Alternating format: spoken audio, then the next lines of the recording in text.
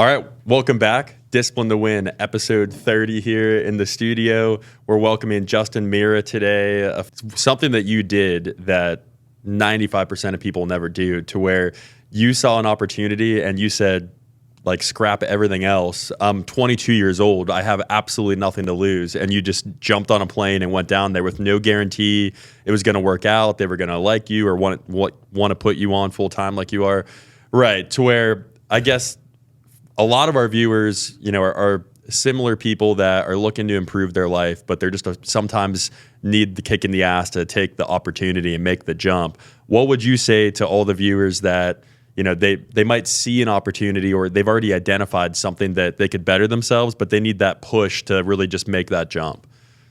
It's so generic, but you miss 100% of the shots you don't take. It's like, what are you going to not it's like, you got to go try it out and go. And if it doesn't work out, it doesn't work out. I think people are so afraid to fail. Like, if it doesn't work, it doesn't work. And you go back and you fix something up and you change, you go from there. It's like, don't be so afraid to fail. Like, failure is so normal. It's just like, I got down there. I was like, if this doesn't work out, if I train for a week, if he doesn't like the way I train, screw it. I go back to New York. I go back to doing my thing out and I'll be fine. People are so afraid of failure. They got to just, step up, rise to the occasion, just, go for it. And if it doesn't work out, it doesn't work out. But chances are, if you believe in yourself, it'll work out. And that's how, that's where I'm at right now. Like, I knew what I do. I knew I'm good at it. I'm like, I'm going to go down there and I'm going to be good.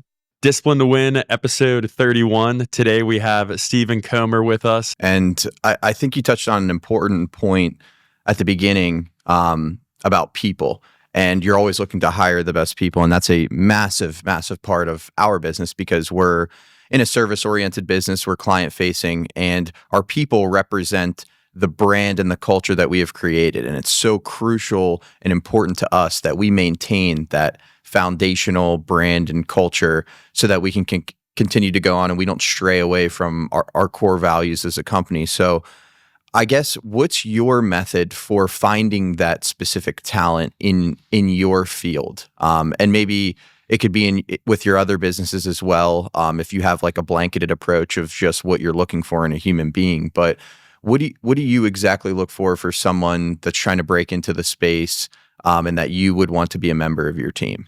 So I go a very roundabout way when it comes to hiring. I generally prioritize hiring anyone I've personally mentored, because prior to me paying them for their time, they have paid me, indicating a desire for, better insight, right? And they've spent the time with me one-on-one or in a group setting.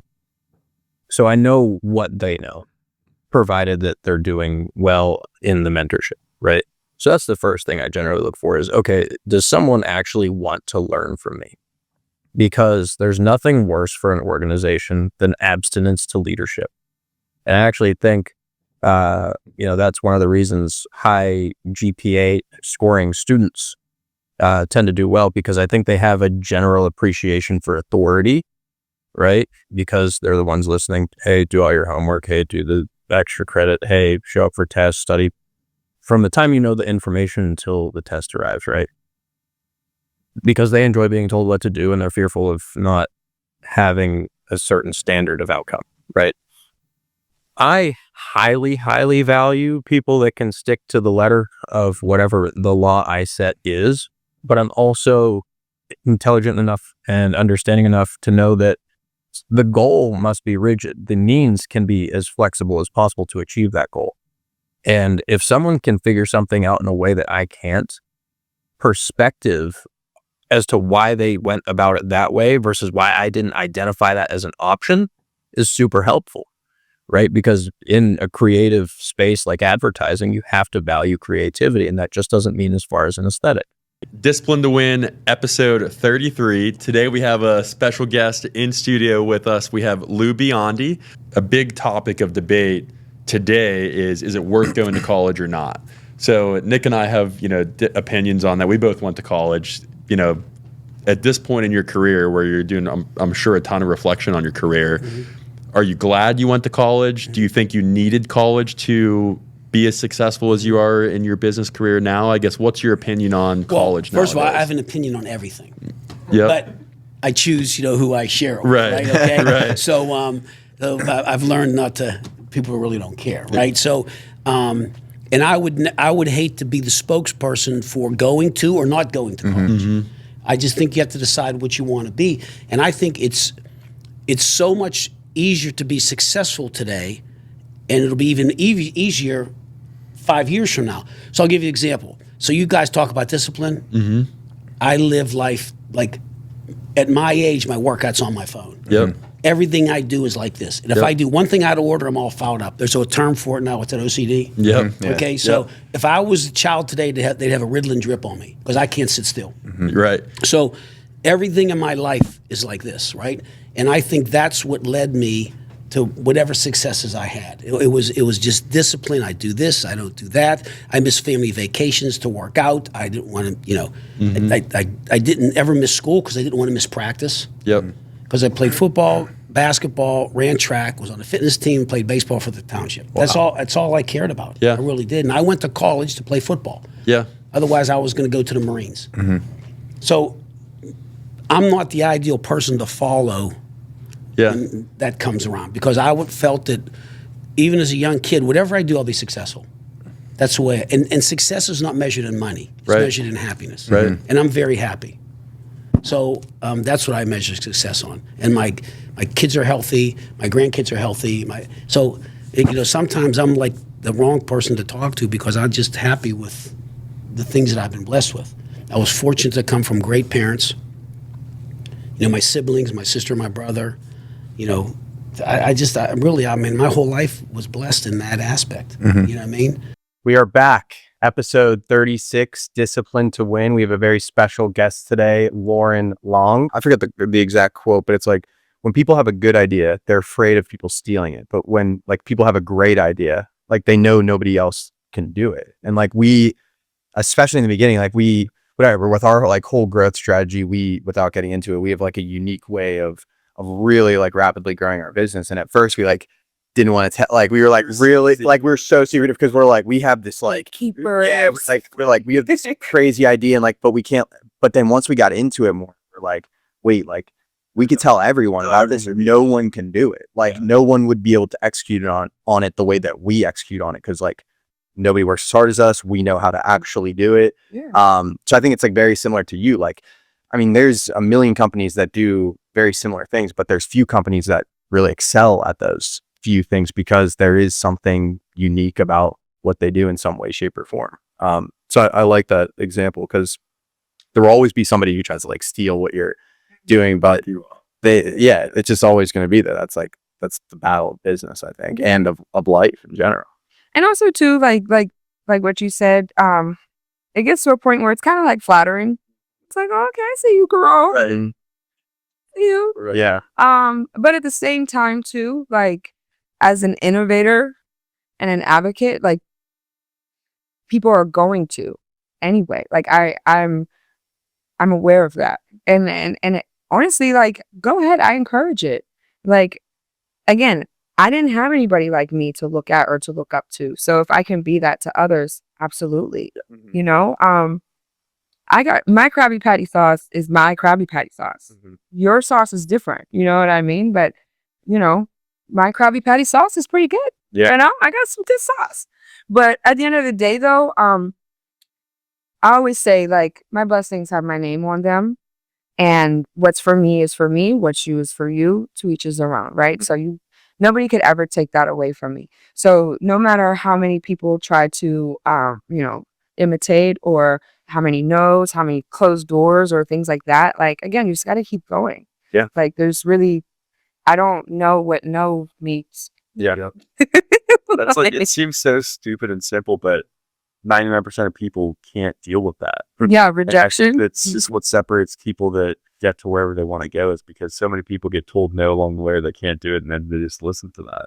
Discipline to Win, episode 40. Today we have a special guest in studio with us. We have Elizabeth Yarosik. A lot of people, I think, start sales and they think it's going to be order taking. They think it's just going to be hey, here's my product, and the client is just going to say, yep, I want that, and they think that that's the whole evolution, and that's not sales. Wouldn't be wonderful though. Right, that'd be marvelous, right? Yeah, it's being able to truly just help people. And I think that our qualities that we look for align a lot, to where I always say if anyone's going to be successful here, they got to be positive, optimistic, want to grow, because you just wouldn't be aligned with our organization if you personally don't want to grow. Just never work out. Yeah. And then I think just genuinely wanting to help people aligns so well with being good at sales, because at the end of the day, that's what sales is you're just, you have solutions, people have problems. You try to position yours, above anyone else's, and then match the correct solution to their problem. And I think if you do it correctly, no one ever even knows that you're in sales. Yeah, exactly. Because if you just focus it purely on helping somebody. So I think once people get that, it sort of unlocks their mind, and then they, I think, become so much better at sales than trying to just push a product or something like that. Yeah, I agree with that. And, you said something interesting at the beginning about kind of the order taking or different expectations that different jobs have. We've been doing a lot of hiring recently, so it's been interesting, specifically in the sales area, and it's been interesting for me to hear just the way the different companies are set up in terms of responsibilities. And I'm sure, what your industry has to do for selling is probably different than what our industry does as a manufacturing industry. But we do differentiate in another way there, where it's been interesting to hear kind of the sales reps make that shift. So for us, we work in a cellular environment. That's part of being a lean manufacturer. But we actually are not only lean in the manufacturing side, we bring that to the administrative side, and that's where the cellular environment comes in. So instead of having these silos of graphic designers and sales coordinators, which is what we call our customer service, and key account managers, where things are just kind of thrown to whoever is available or has capacity at the moment, we pair up in teams, right? So each of our customers gets one key account manager, one sales coordinator, and one graphic designer. And what that does is, it keeps us very close to our customers because we know them, right? They're not just jumping from person to person. We really get to know their business. But on a sales side, that sales coordinator is doing the majority of the day-to-day processing work, right? And so it's been very interesting to see salespeople coming from other organizations within the industry who their responsibilities are so vastly different in their day-to-day. So much of their time is spent doing either that order entry or working kind of internally to figure out how the sale is going to happen, even where it's going to be printed. Yeah. And we'll chuckle at that, my brother and I, because they'll come, into our organization, and it's a very nice difference for them, right? They have the ability to sell, and we say, hey, we're going to take care of where to print it, right? That's our specialization in terms of production. And quite honestly, that shouldn't even be something that you're worried about as a salesperson, And I think as a leader in sales, how can you do your best to take those types of worries or those types of tasks away from your salespeople so that their time is purely spent getting new business and retaining and growing current business as well. We're back today, episode 41, Discipline to Win podcast. We've got a very special guest with us in the studio today. We have Dave Rutherford. You've gotten, I'm sure, a ton of fulfillment out of all these big ticket items you've knocked down in your life. And a lot of people, I'm sure, that you surround yourself with, that we surround ourselves with, it's always like, what's next? What's next? What's next? Yeah. Because very tough for me to get fulfillment out of anything, because you hit these big accomplishments in your life, but I know me personally, I've already played it in my mind 100 times. So when it actually happens, it's like, oh, I actually didn't feel anything. Yeah. So after you've seen the world, you've done all these things, what is the thing that fulfills you at this point? And if you haven't hit that yet, what are you looking to do that you think you'll get max fulfillment out of the rest of your life? That's a great question. That's the ultimate question, right? Yeah. Who am I? Why am I here? Type thing. Yeah. I think for me, I was a SEAL, but I wasn't at Damnick, right? I worked for the agency, but I didn't work in the unit I really wanted to work at, right? I've worked with, I've worked with, a World Series championship team at the Red Sox, but I wasn't there every day of the year, right? I was only intermittently I was there, right? I've, coached young people to become professional athletes or SEALs or whatever, but I didn't do as good as I could have done, right? Because maybe they have some other issues, right? So I'm always careful to keep myself in check, right? Even with superlatives. It's I look at it, it's okay, I did pretty good, but I didn't do my best. So there's always room to improve, right? Now it's about the idea that if I'm working with somebody, can I give them enough information, wisdom, insight, whatever? Can I give that individual enough to realize that the grind is worth it? Right? That the hardship, the pain, the suffering is actually the benefit of your life, right? And that the real grind, the real magic of living is the relationships that you cultivate, and to get people to be more invested in better relationships. And like my 4 daughters, and what I'm trying to teach them now is, yeah, you guys are all very talented. They're very accomplished. They're all great in school. They're good athletes. I've got one, theater and musician who's already written 30 of her own songs, and they're beautiful and very talented artists, and they're all really good. But it's like, okay, what are you going to do with this?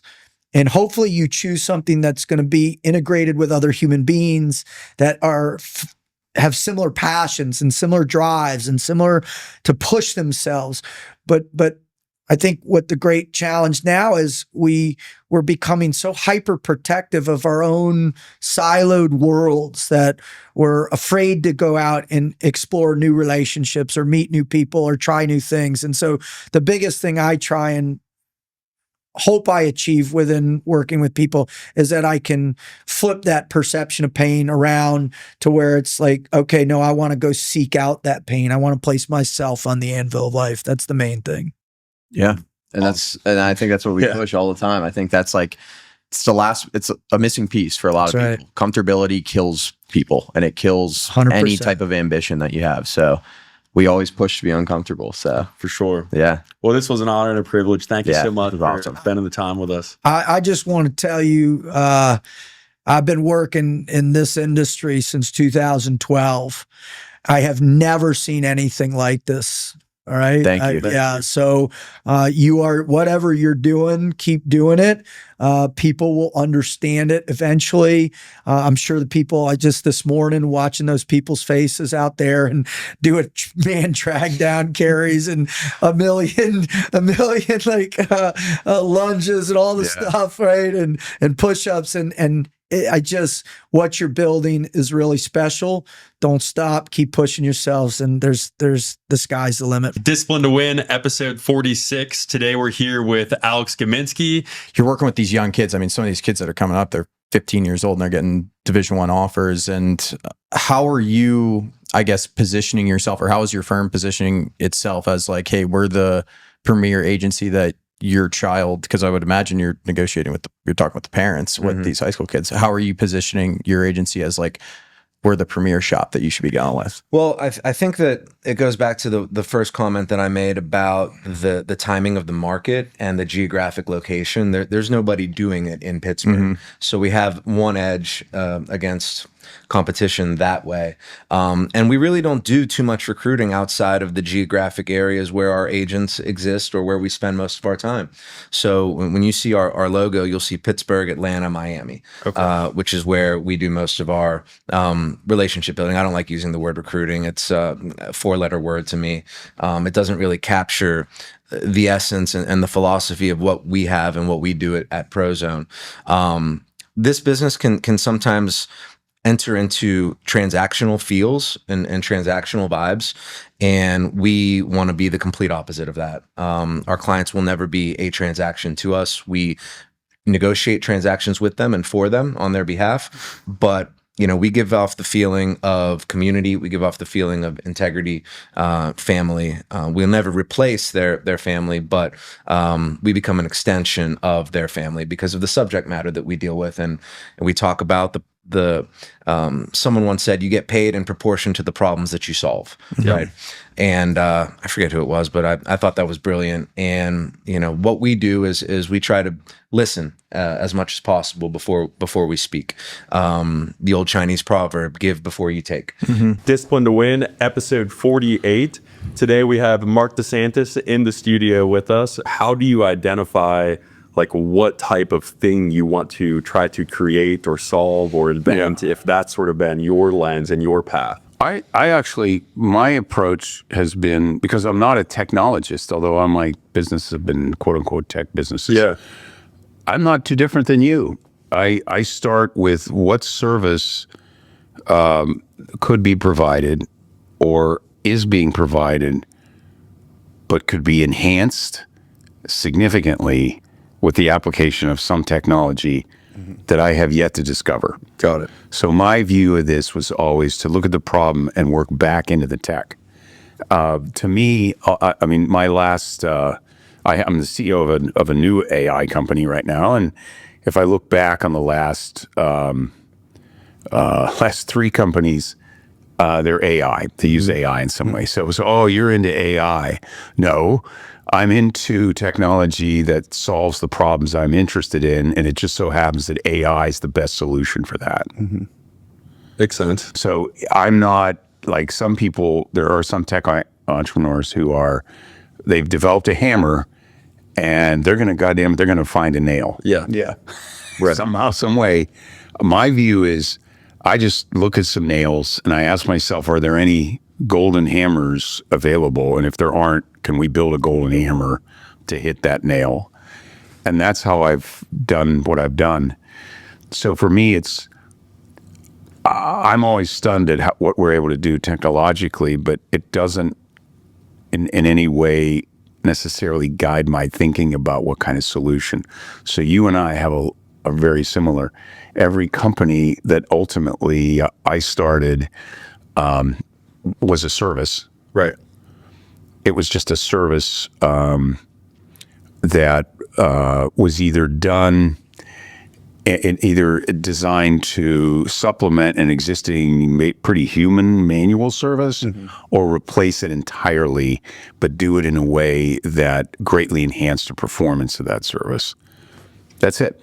As you're looking back at your year, don't just like pat yourself on the back for the things that you did well. That's definitely something you should do for a short period of time, being like, yeah, okay, I grew here, or I did this a little bit better. But where you should really spend the most time is, where didn't you do well? There's definitely areas that I set out at the beginning of the year that I know I did not hit them this year. And that's where I'm looking at of like, why didn't I hit these? What do I need to change so that I could add this aspect to my life, or train harder, or gain more subject matter knowledge on certain topics that I was trying to gain knowledge on that I don't think I got to the level I needed to. Figure out why you didn't do that, and then actively start preparing to make a change. Not just like you're going to write it down and this is my New Year's resolution, I'm going to do it. And then you do it for 2 weeks and then it gets like chalked because you didn't actually change anything. Right. You just said like, oh, I'm going to like do this. Like really think yourself through the process of like, how am I going to execute on these couple of things that I told myself at the beginning of this year I was going to do. I maybe fell short, or I just didn't do them at all. How do you not have that repeat for next year? Because then if you don't do that, then you just fall into the cycle that I would say 95% of people are in, where they get to the end of the year, the gym's going to be packed for the first 2 weeks of January. Everyone's going to be reading a new book at the beginning of January. Everyone has this new lifestyle at the beginning of January. And then by the time March hits, the gym's empty again. That you don't see, people are right back to their old life. So don't allow that to be you, would be my message of people closing out the year of like, yes, pat yourself on the back, recognize what you did well, but really focus on what you didn't do well and how you're going to change that going into the next year. Yeah, and like there's no reason also not to start now too, of whatever you want to do. Of like, a lot of people, quite frankly, we make fun of most people in business because like post next week, 90% of corporate America is checked out. They're O's. They're out of office. When they're in office, it's just focused on the holidays. There's nothing going on, where right now we are firing on every possible cylinder on making next year another 300-400% growth year for the firm and us. And I would just encourage anybody, be aware of everybody else in your surroundings, your competitors. We are hyper vigilant on our competitors and our surroundings. And when you focus and you're firing on all cylinders when everybody else is on the couch, like that's where you really make leaps and bounds, because like the market, the world, the economy, your competitors, like you cannot underestimate them, and you have to just continue to press, continue to push, because a quarter of like if we went complacent for a quarter, like I have no idea what would happen with the business. Yeah. So like you cannot just chalk November and December and expect to come out competing in 26, because there are people like us that are going to kick your ass. Like we will steamroll you because you have no momentum. Like especially if you have momentum, that's even scarier. Is if like, if you have momentum, you can never afford to lose it. And that's why I think, keep going harder every single week, month, years, because momentum is very, very valuable, of just continuing to keep that momentum going. And you like sitting up in your chair and be like, oh, we like grew 50% this year, 100%. And like, I'm good now. Like I'm making like some good money. And like, I think I'm good. Like you're going to get smoked. Like you're going to get smoked by somebody who's hungrier behind you, who, maybe they're 2 years behind you, but they catch that momentum and then they keep pushing through that momentum. You're going to get left in the dust. I think that's where a lot of people just get to a level and they feel comfortable, or that like they did a good job, and you have a lot of people like, oh, you're doing such a good job, like, and people kind of take their foot off the gas. Like you cannot afford to do that. The momentum is so valuable, and losing momentum it's detrimental to any growing business. We've grown to 87% year to date, and I'm looking in the mirror like we pissed off because we had like huge objectives this year, and we get out in front of the company Jan 1 every year, lay out our strategy, our game plan, like how we're going to hit those objectives. And like we had much larger objectives for where we'd be, than where we're at right now. Most people, if they're growing 10 to 15% a year, like celebrating, they're taking off all of Q4. Yeah. Where it's like, we're going to learn from why we only grew 87% this year. Probably going to wrap up at closer to 90 or 95, and come out next year and like we are actually going to grow to 250% next year because of the lessons we learned this year and the sacrifices we've made. So definitely self-reflect, be your harshest critic, and actually come out firing, not just Jan 1 right now, because everybody else that's a serious competitor is, and they are trying to take what is yours, and we are always operating that there is someone trying to take what is ours. So